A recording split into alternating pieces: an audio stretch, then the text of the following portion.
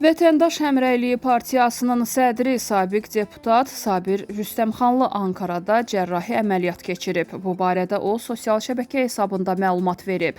Sabir Rüstəmxanlı diqqətə çatdırıb ki, səhhətində yaranmış narahatlıqla əlaqədar Ankarada fəaliyyət göstərən tanınmış uroloji klinikalardan birinə müraciət edib. Onu köhnə dostu, məşhur uroloq, robotik cərrahiyyə üzrə mütəxəssis Lütfi Tunç əməliyyat edib.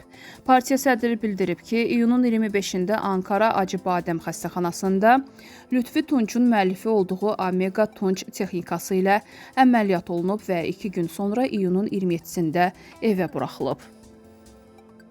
Əməkdar artist Zakir Əliyev Xəzər axşamı verilişində qonaq olub. Sənətçi hazırda müğənnilərin sayının çox olmasından gileylənib.